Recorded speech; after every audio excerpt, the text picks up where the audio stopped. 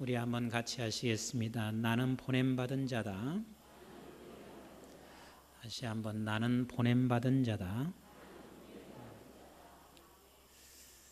여러분, 보냄받은 자는 반드시 보냄받은 자답게 살아야 합니다. 사람에게서 보내졌으면 그 보낸 사람, 그 뜻에 맞추어서 살아야 되고, 우리가 다른 곳에서 보내졌으면 보내진 곳의 뜻에 맞추어서 살아가야 보냄받은 자의 삶이 됩니다. 근데 저와 여러분들은 어디로부터 보냄받은 사람들이에요? 예, 하늘로부터, 하늘나라 하나님께서 우리를 이 땅에 보내셨습니다. 그러면 우리는 그분이 보내셨으니 그분이 보낸 자답게 살아야 합니다. 그래서 제가 늘 이렇게 살면서 그런 생각을 많이 합니다. 천국의 사람으로 이런 생각을 많이 합니다. 우리 한번 같이 할까요? 천국의 사람으로. 왜냐하면 천국으로부터 내가 보내졌고, 그 천국으로 인도하시는 하나님께로부터 내가 보내졌으니 보낸 자답게 사는 게 당연한 것입니다. 다시 말하면 보낸 자답게 산다는 이야기는 보낸 분의 일을 해야 합니다. 보내신 분의 일을 해야 합니다. 제가 영국에서 공부하고 있었을 때, 그 당시만 해도 이제 거의 30여 년 전이니까 아무나 주재원들로 나가지 않았었습니다. 보면 삼성이나 그리고 현대 그리고 쌍용, 효성 이 몇 개 기업밖에 없었어요. 근데 삼성에서 보냈으면 삼성맨으로 삼성의 일을 하는 게 당연하잖아요. 그런데 종종 가다가 자기 일을 하는 사람을 제가 보았어요. 그러면서 본인이 그런 얘기예요. 주재인으로 와봤자 3년이나 4년 있다 떠나게 되는데 가만히 보니까 자식을 여기서 가르쳐야 되겠다는 거예요. 그래서 나는 여기서 3년 동안 내 일을 준비하고 내 사업을 준비하겠다. 그러면서 3년 동안 월급은 삼성에서 받고, 그리고 자기 일을 하는 사람을 제가 종종 보았습니다. 보면서 그런 생각이 있어요. 만약에 삼성의 오너가 저것을 알고 있으면 그 오너가 어떻게 할까? 그냥 봐줄까?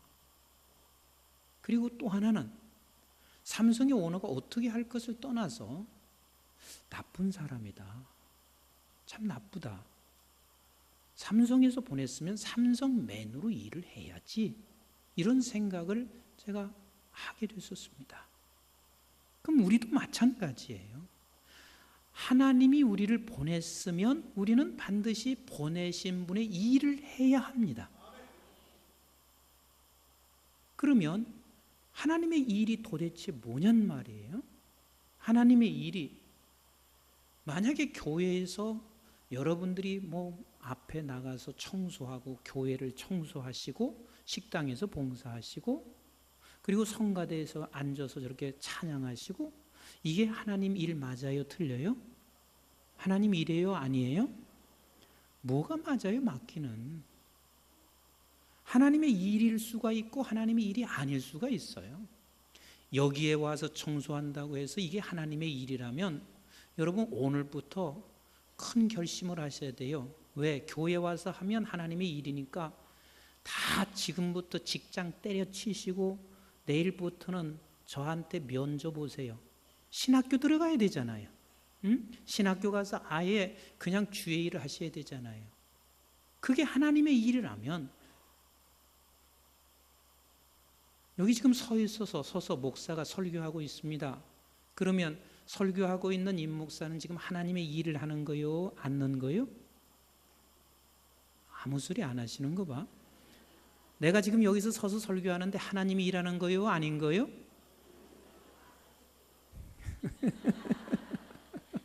맞아요. 아닐 수도 있고 하나님의 일일 수도 있어요.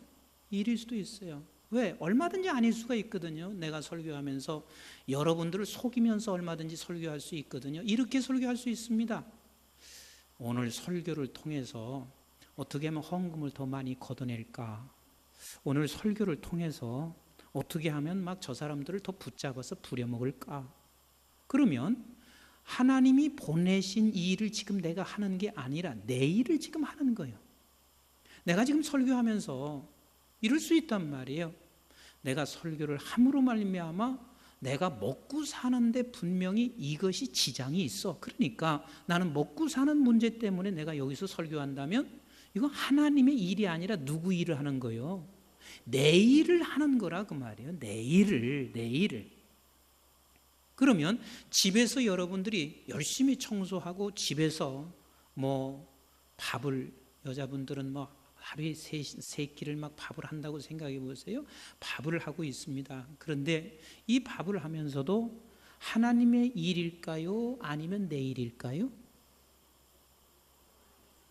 하나님의 일일 수도 있고 아닐 수도 있단 말이에요.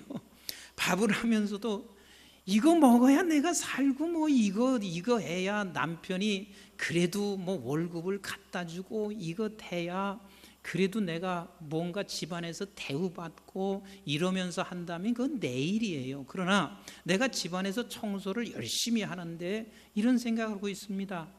내가 집안에서 청소 열심히 하고 내가 늘 남편 식사 대접해주고 있는 것은 하나님께서 남편 잘 공경하라고 했으니까 하는 꼴 보면 참 미운데 그래도 내가 식사 정성껏 대접해 줘야지.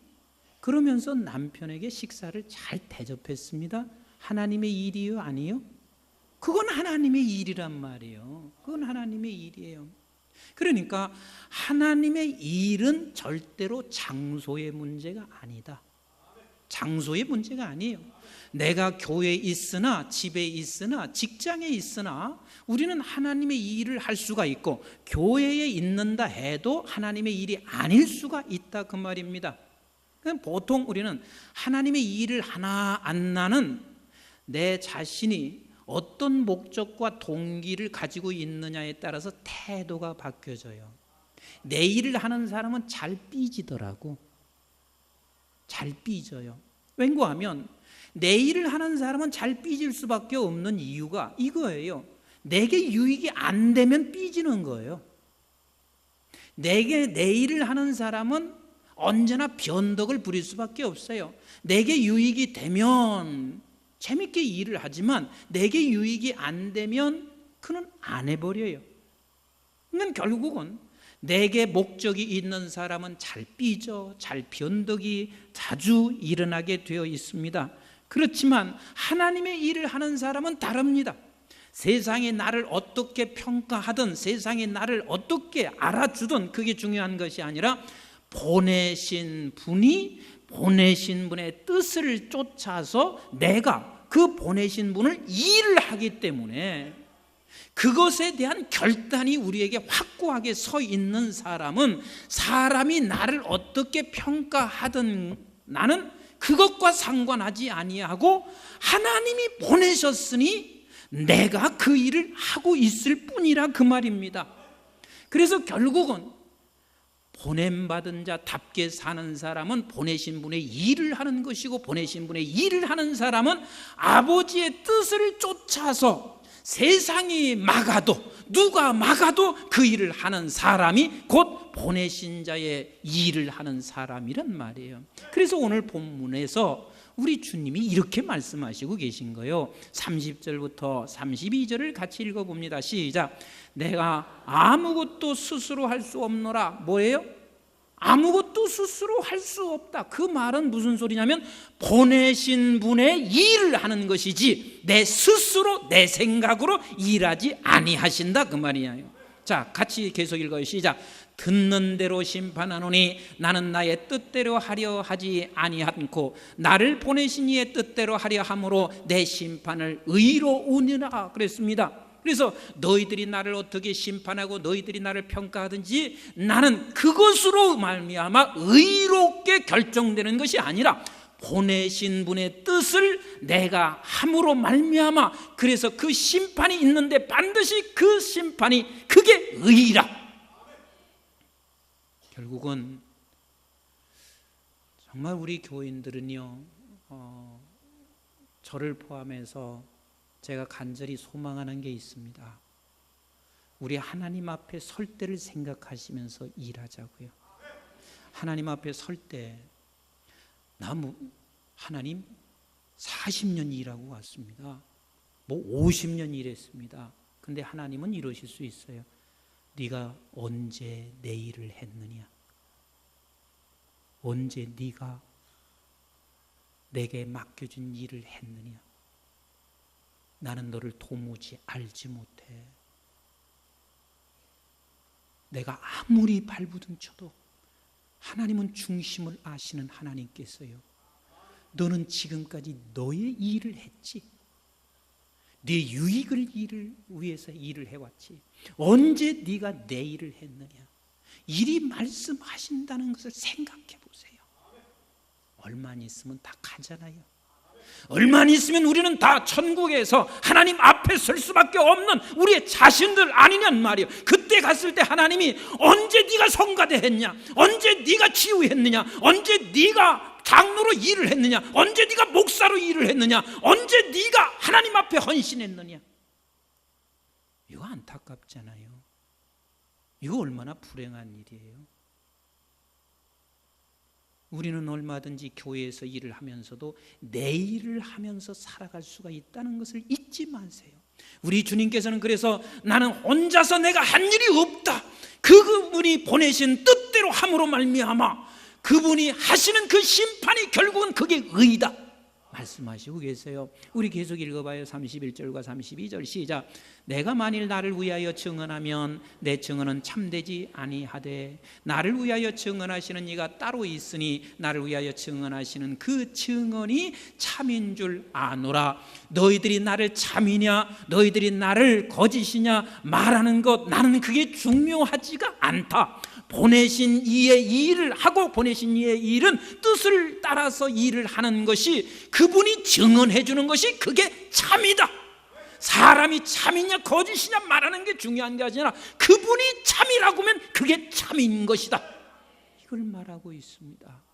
그래서 나는 내 유익을 위해서 이곳에 온 것이 아니라 나는 그분의 목적과 그분을 위해서 내가 지금 여기에 있는 것인데, 그분을 위해서 내가 그분의 목적대로 살아가면 결국은 나를 통해서 내가 이 땅에 온 것이 하늘에서 온 것이 증언이 될 것이며, 그리고 나를 통해서 구원함을 받는 수가 늘어날 것이다. 33절과 34절을 같이 읽어봐요. 시작.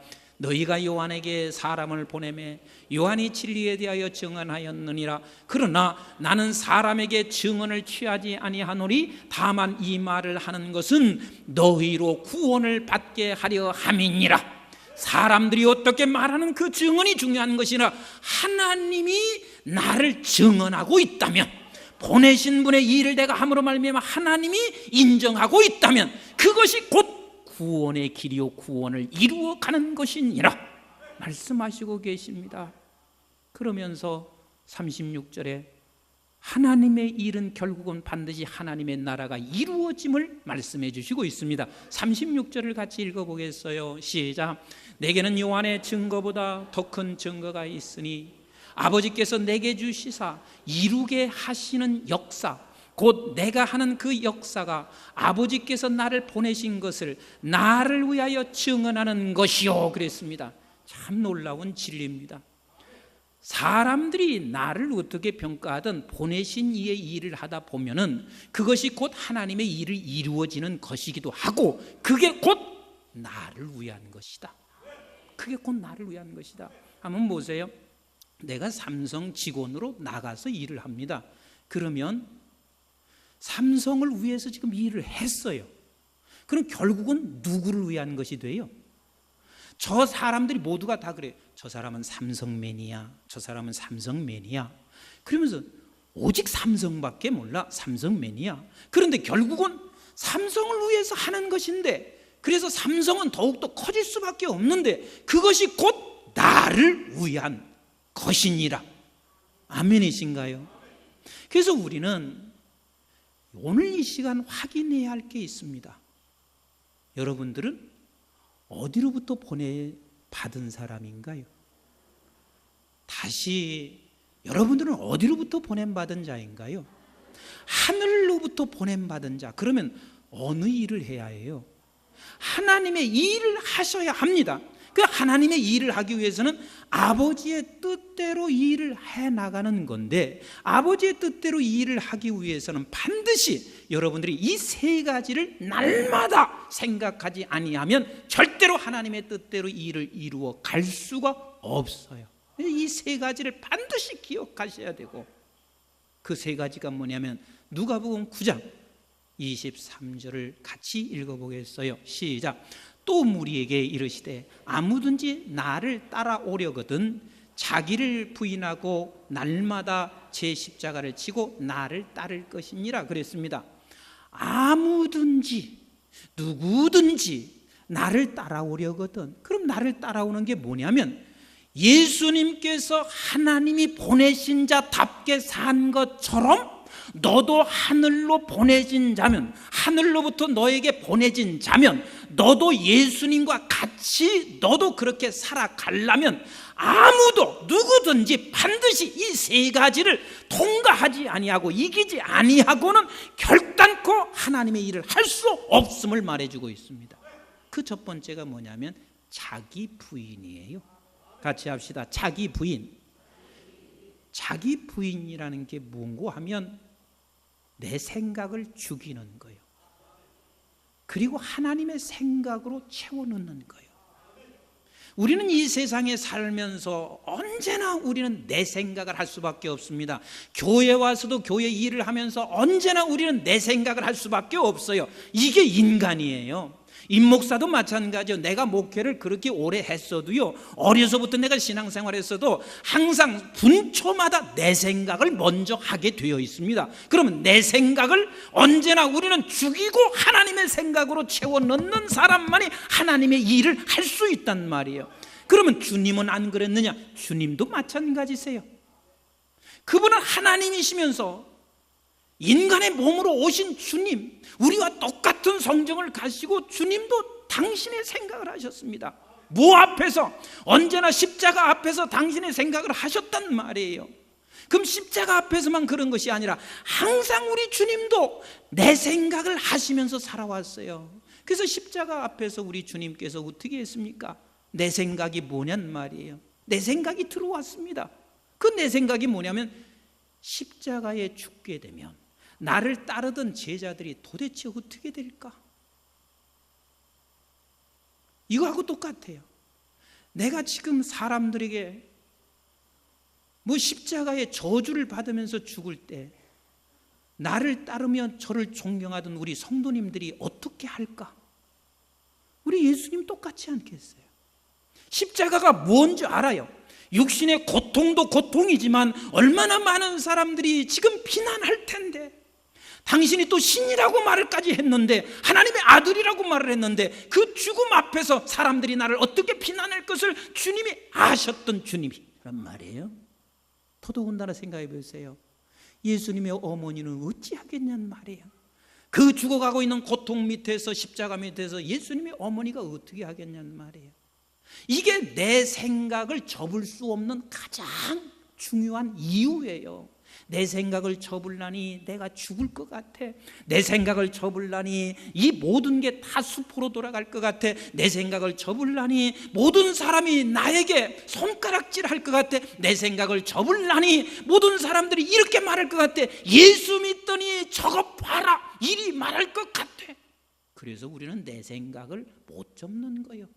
그래서 우리 주님께서도 겟셋마네 동산에 올라가서 밤새 기도하시는데 땀방울이 빗방울이 되도록 기도하셨던 그 이유가 내 생각을 접기 위해요. 그렇게 기도를 하셨단 말이에요. 그러면서 이렇게 말씀하시고 있습니다. 내 아버지여, 만일 할만하시거든 이 잔을 어떻게 해달라고? 옮겨달라고. 이게 주님 생각이요, 내 생각이요. 할만하시거든 이 잔을 옮겨 주옵소서. 그러면서 밤새 이것과의 싸움이에요. 이 싸움을 밤새 하셨습니다. 그러나 주님께서는 밤새 이 싸움을 하면서 분명한 결단이 있습니다. 그리고 각오가 있습니다. 그 각오가 뭐냐면, 그러나 내 원대로 하지 마옵시고 아버지의 원대로 하옵소서. 이 말은 내 생각을 반드시 죽여야 합니다. 내 생각을 반드시 접어야 합니다. 하나님의 생각대로 해야 합니다. 주님은 밤새 피땀을 흘리면서 기도하셨지만, 주님과 같은 십자가 앞에 서라면 저는 평생을 해야 될 것 같아요. 근데 평생을 해도 이 싸움을 해야 해요. 어떻게? 도대체 나는 이거 못 지켰습니다.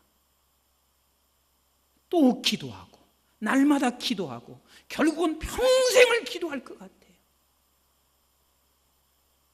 결국은 우리는 자기 부인이라고 하는 이 단계를 통과하지 아니하면 아무도 우리는 보내신 자의 일을 할 수 없단 말이에요.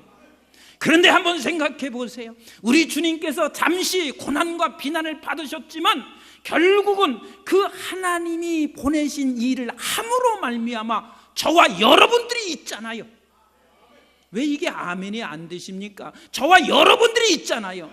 다시 말하면 우리가 구원받았단 말이에요. 우리만 받았습니까? 수많은 사람들이 구원받아 하나님의 나라를 이루어 가고 있고 모든 사단의 권세들을 깨뜨려 부수고 있으니 이거보다 엄청난 일이 세상에 어디가 있냔 말이에요. 그리고 예수님은 부활하셨습니다. 이게 하나님이 보내신 자의 일을 하는 사람들에게 주어지는 길이란 말이에요. 근데 우리는 잠시, 우리가 가끔 그러잖아요. TV 같은 데 보면서요, 아휴, 왜 이렇게 저렇게 거짓말하냐. 멋있게 한번, 정치인들이 이러면 멋있잖아요. 제 실수였습니다. 내 부족한 소치였습니다. 국민 앞에 몸둘 바를 모르겠습니다. 이 한마디 하면 되는 것을, 이 한마디를 안 한단 말이에요. 이 한마디를 안 해. 이 한마디 하고 사실 침뱉음을 받는다 해도 침뱉고 난 이후에 그 사람은 얼마나 자유함이 있겠냐는 말이에요. 응? 근데 한결같이 너나 할 것 없이 모두가 다 거짓말을 하고 있는 것은 이 싸움을 않기 때문에 그래요. 자기 부인의 싸움을 안 해. 자기 생각대로 가야 자기가 살 것 같아. 지금 당장은 자기 생각에서 죽게 되면 자기가 죽는 줄로 착각하고 있단 말이에요.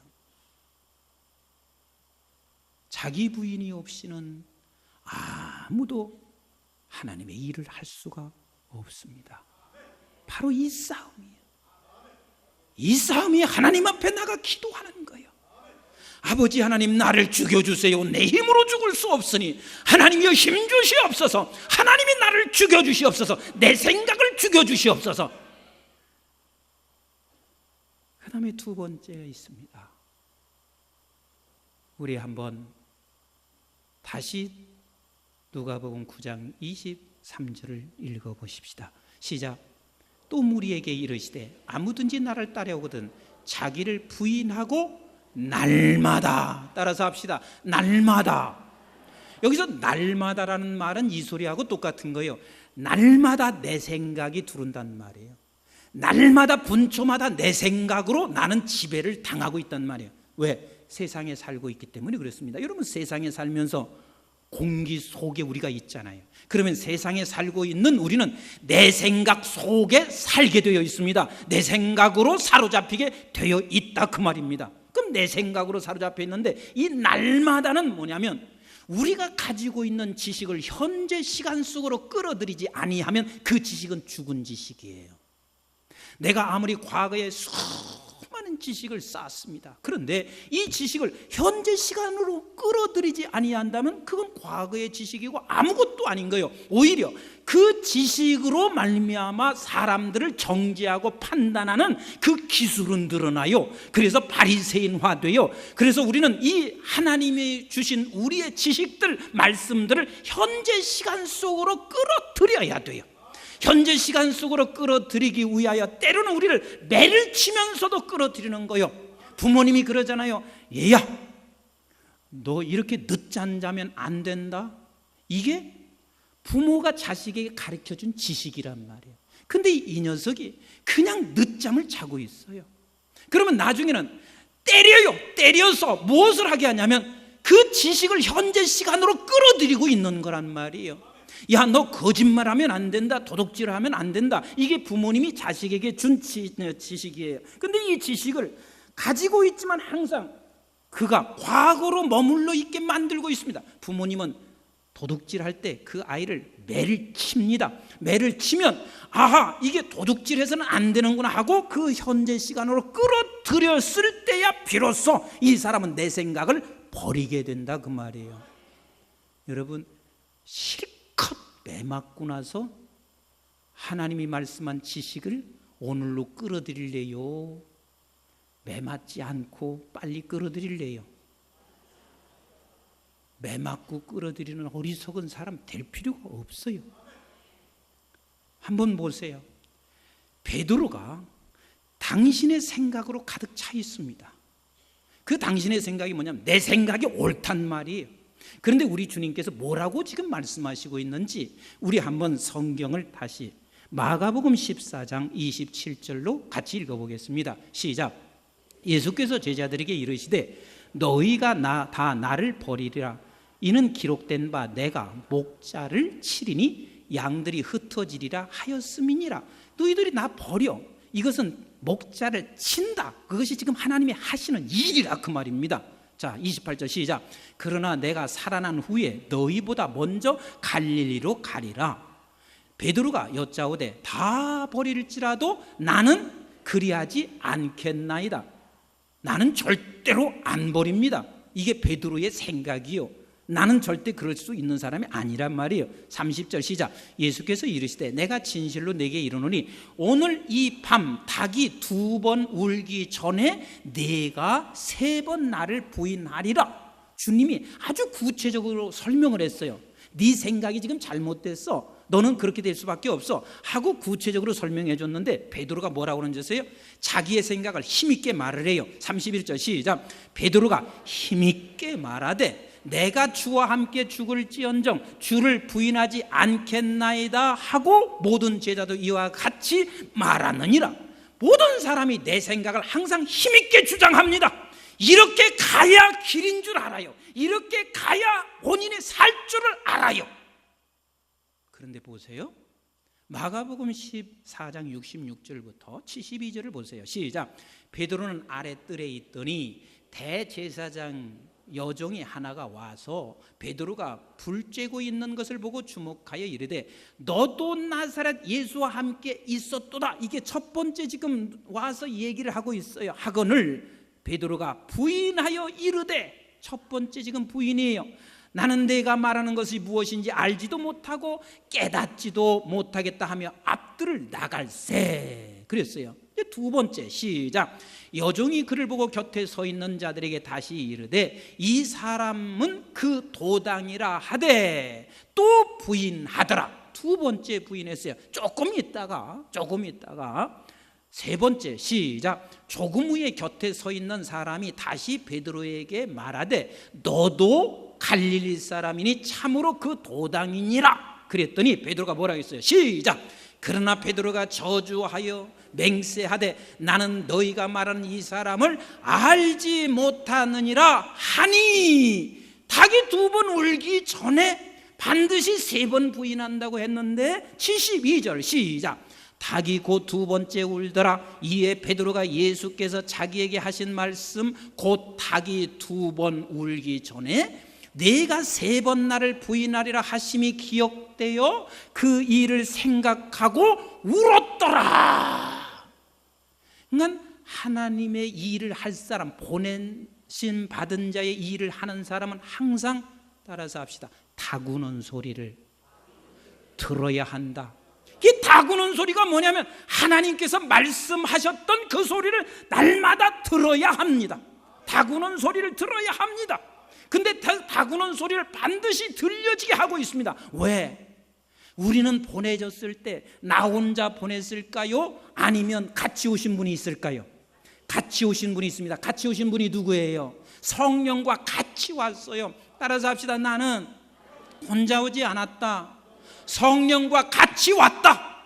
성령과 같이 왔어요. 그러면 성령께서 반드시 다구는 소리를 들게 한단 말이에요. 우리 한번 요한복음 14장 26절 한번 열어서 봐줘요.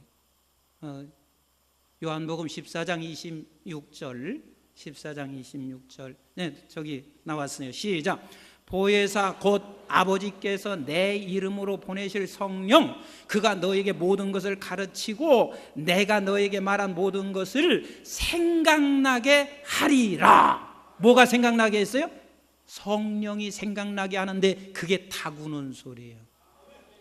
어저께는 우리 교사, 어린이 교회 교사들이 기도원에 갔는데 절 보고 와서 좀 강의 좀 하시고 또 몇 가지 질문이 있었어요. 근데 그 질문 중에 이런 질문이 있었어요. 목사님은 새벽에 일어나는데 힘들지 않고 일어나십니까? 그냥 쉽게 일어나십니까? 하는 질문이요. 그래서 내가 새벽에 일어나는데 쉽게 일어나겠어요? 네? 어떻게 그렇게 생각해요? 예수님이 십자가 지시는데 쉽게 죽으신 줄 아세요? 나도 새벽에 일어나는데요, 항상 닭이 울어서 내가 일어나요. 닭이 어떻게 우는 줄 아세요? 이렇게 조금 더 자고 싶으면 닭이 이렇게 말해. 게으르면 틀림없이 너 죽는다. 근신하여 깨어 있어라. 이게 닭 우는 소리란 말이에요. 닭 우는 소리. 지금 네가 깨어서 먼저 기도하기를 내가 원한다. 이게 닭 우는 소리란 말이에요. 네가 해가 중천에 뜰 때까지 잘래? 너는 지금 온 땅을 위해서 네가 기도해야 할 때가 아니냐? 이게 닭 우는 소리란 말이에요. 먼저 하나님 앞에 나가서 네가 기도로 한날을 시작하지 않을래? 이게 닭 우는 소리란 말이에요. 내가 이 닭 우는 소리 때문에 일어나는 거예요. 순간순간 저에게도 내 생각이 얼마나 많이 있는지 몰라요. 그 내 생각이 뭐냐면 나도 놀고 싶어요. 이상해요. 임 목사님은 노는 게 취미가 없는 줄 알아요. 얼마나 노는 게 재밌는데요. 나도 놀고 싶어요. 그런데 놀라고 할 때마다 닭이 울어서 문제가 있는 거예요. 닭이 울어서. 결국은 날마다 성령께서 우리에게 닭을 울려주는데 우리는 그 닭 우는 소리에 귀를 막아버리기 시작합니다. 그러면서 언제나 자기 생각으로 온 몸을 다 뒤덮어버리고 있습니다. 그러면 하나님의 일을 못한단 말이에요. 보낸 자의 일이 아니라 내 일을 하고 있다 그 말입니다. 아셨어요? 아셨어요? 그래서 우리는 날마다 하나님의 생각, 닭 우는 소리, 성령께서 닭을 울리면서 내게 말씀하시는 소리를 날마다 듣습니다. 자기 자기를 부인하기 위하여 기도의 자리에 나가서 영적으로 싸우고, 날마다 하나님께서 내게 말씀하시는 그 닭 우는 소리를 듣는 거예요. 좀 부부간에 싸우면서도 제가 싸우지 말랬나요? 어떻게 안 싸워요? 안 싸우는 분도 사람입니까? 어떻게 안 싸워요? 그런데 싸우면서 무슨 소리만 들으면 되냐면 닭 우는 소리를 듣잔 말이에요. 아멘이신가요? 그래서 여자들이 우리 교회에 그런 분은 없으니까 용서하고 들으세요. 이런 표현을 해서 좀 여러분들이 좀 용서하고 들으시는데, 여자가 막 깨갱대잖아요. 우리 교회 말고 말이에요. 막 그렇게 깨갱대면은, 깨갱대는 사람 그냥 남자가 뭐 하나 집어던지려고 하지 마시고 이렇게 하면 좋잖아요. 닭 우는 소리를 참 들으세요. 그래, 여자는 연약한 자기 때문에 강아지처럼 깨갱대는 거야. 근데 우리 집 강아지보다 더 예쁘다, 참 사랑스럽다, 그러면서 깨갱대는 여자를 조금 있다가 깨갱될 때는요, 건달이면 물어요. 그러니까 조금 시간을 두는 거예요. 시간을 뒀다가 깨갱되는 게 멈추면 그때 가서 등을 딱딱 두들기면서 여보, 아까 깨갱될 때 되게 귀엽더라, 사랑스럽더라. 당신은 깨갱되는 모습도 그렇게 이쁠 수가 없어. 이런 남자하고 소원아, 꼭 결혼해라. 이렇게 한번 해보세요. 그러면 여자분들이 이렇게 절대 말하지 않아요. 어떻게? 목사님, 우리는 지금 아들 셋을 키우고 있어요. 그래, 아니 둘인 줄 알았는데 어디서 아들 하나 데리고 왔습니까? 목사님, 우리 남편이 아들이에요. 이런 소리 들어서 되겠냔 말이에요. 그러니까 그냥 언제나 우리는 무슨 소리 들어요? 싸우면서 다구는 소리 듣잔 말이에요. 남자들만 얘기하면 쓰겄어요. 여자들도 한번 다구는 소리를 좀 들으시란 말이에요. 남편이 이럴 수도 있어요. 어느 날은 아니 돈도 많이 안 벌어다 줘. 세상에 돈 100만 원 가지고 한 달 어떻게 살는 말이야. 그런데다 거기다 반찬 투정까지 하면서 인상을 쓰고 있단 말이에요. 그때 우리는 다구는 소리를 들어야 돼요. 다구는 소리, 애야, 나가서 땀 흘리는 저 마음이 얼마나 고나겠냐. 이미 이 제약된 세상 속에서는 땀을 흘려야 사는데 그 땀 흘리는데도 불구하고 100만 원밖에 못 갖고 올 때는 얼마나 힘들겠냐. 땀 흘려서 1000만 원 갖고 오는 사람하고 100만 원 갖고 오는 사람하고 누가 더 힘들겠어요? 무슨 소리 하는지 지금 못 알아들으시는가 봐. 땀 흘려서 한 달에 100만 원 갖고 오는 사람하고 땀 흘려서 1000만 원 갖고 오는 사람하고 누가 더 힘들겠냐니까요. 100만 원 갖고 오는 사람이 힘들잖아요. 그러니 우리 남편 그래도 내가 귀히 여겨드려야지, 존중해야지, 그러면서 다구는 소리를 들어요. 그래서 100만 원 갖고 들어왔는데도 반찬 투정할 때 여보 힘들지? 당신 힘든 거 알아? 당신이 집에 있고 내가 나가서 일할까? 그건 아니지. 그래도 내가 해야지. 이게 다구는 소리를 듣는 거란 말이에요. 우리 삶의 현장에서 우리는 날마다 다구는 소리가 들려와야 돼요. 근데 다구는 소리까지 들었어요. 자기 자신도 부인하면서 끊임없이 싸워서 부인하고 다구는 소리까지도 들었어요. 그런데 세 번째 안 하면 아무것도 아니에요. 세 번째, 그게 뭐예요? 우리 한번 다시 누가복음 읽어봐요. 9장 23절 시작. 또 무리에게 이르시되 아무든지 나를 따라오려거든 자기를 부인하고 날마다 제 십자가를 지고 나를 따를 것이니라. 따라서 합시다. 제 십자가. 이건 순종이란 말이에요. 다구는 소리를 들었으면 그것을 깨닫고 생각났으면 그대로 순종을 하라 그 말이에요. 순종을 할 때 거기서 놀라운 일이 이루어지고 있습니다. 그 놀라운 일, 지금도 예배를 드리면서 하나님의 일을 하는 사람이 있고 하나님의 일을 않는 사람이 있어요. 예배 와서 이렇게 생각할 수 있어요. 오늘은 이 교회에 내 옆에 누가 앉으셨나? 젊은 여자가 앉아 있는데 우리 며느리감 삼으면 좋겠다. 야, 어떻게 이렇게 잘생겼냐? 우리 사위 삼으면 좋겠다. 예배 드리면서 그러면 누구 일하는 거예요 지금? 빨리 얘기해봐요. 누구 일하는 거예요? 내 일하는 거란 말이에요. 그런데 예배를 하면서 오직 하나님 앞에 예배 드리면서 말씀에 집중한다면 그게 누구의 일을 하는 거예요? 하나님 일. 그러니까 예배하면서도 전혀 하나님의 일이 아닐 수 있다 그 말입니다. 이 시간도 우리는 하나님의 일을 해야 돼요.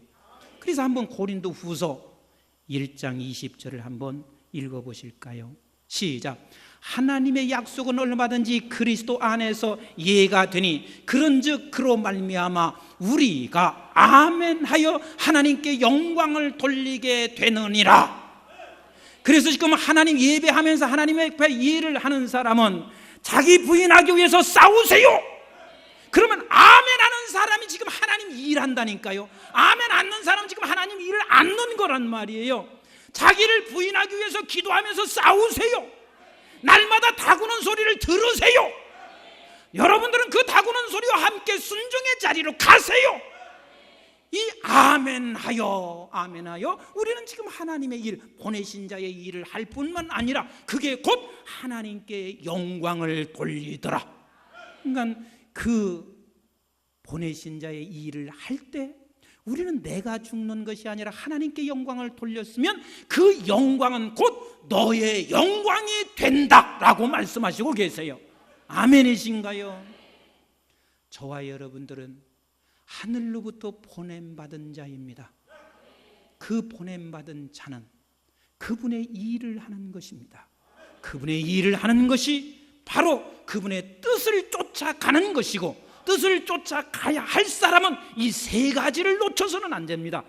매일 분초마다 내 생각, 그 내 생각을 기도하면서 우리는 죽여야 합니다. 그리고 하나님의 생각이, 그리고 날마다 그 하나님의 생각이 성령이 나를 닭을 울리는 소리를 들을 때마다 아멘 하면서 한 발자국 뛸 때 죽는 것 같지만 그게 부활이요, 내가 지금 생명이 없는 것 같지만 그게 생명의 길이요, 하나님께 영광이요, 우리 모두가 영광이 되어서 하나님께로부터 보냄받은 자의 증언자로, 그래서 나를 통해서 저 사람은 하늘로부터 온 사람이야 하고 증거가 되어지는, 그래서 하나님의 역사가 일어나는, 그래서 구원받는 사람의 수가 더 많아지는 귀한 역사가 우리를 통해서 이루어지게 될 것입니다.